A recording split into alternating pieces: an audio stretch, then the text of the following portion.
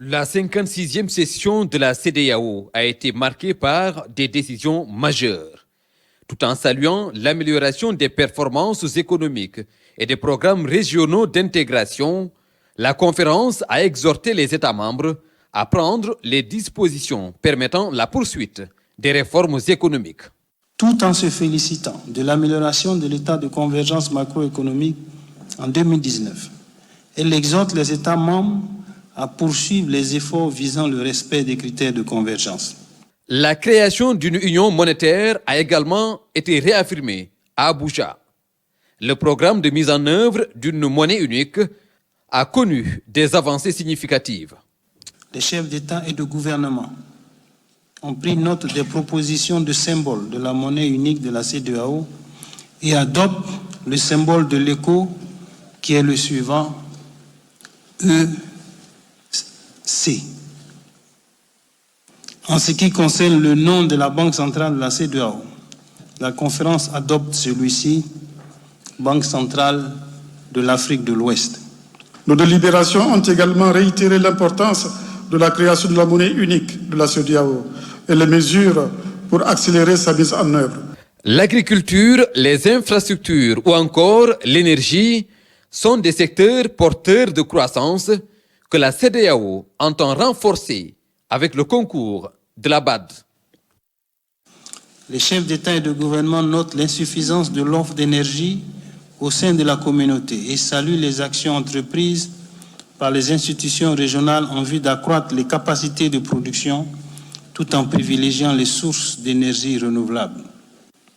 La conférence soutient la candidature du docteur Akinwumi Adesina pour un second mandat du président de la Banque africaine de développement. Pour ce qui est des défis relatifs au terrorisme, la CEDEAO veut consolider ses efforts de paix et de sécurité sous-régionale. Il réaffirme sa détermination à tout mettre en œuvre pour éradiquer le terrorisme dans la région. Elle exprime toute sa solidarité au peuple et au gouvernement des pays touchés. La conférence salue les énormes efforts engagés par les États membres afin de combattre le terrorisme et toutes les autres formes de crimes transnationaux organisés dans la région.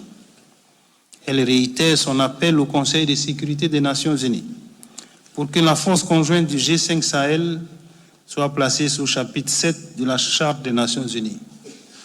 En outre, elle lance un appel au Conseil de sécurité afin que la MINUSMA soit dotée d'un mandat offensif pour lui permettre de mieux faire face aux défis du terrorisme au Mali.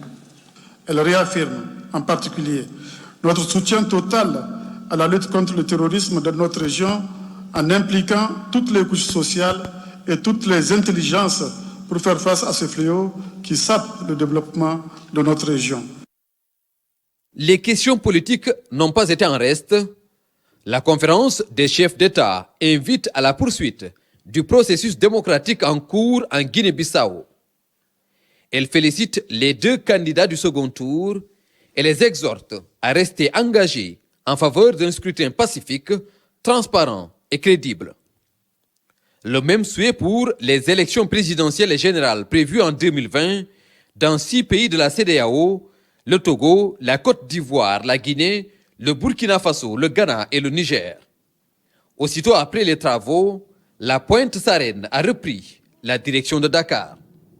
Merci d'avoir regardé cette vidéo et à bientôt dans une prochaine vidéo.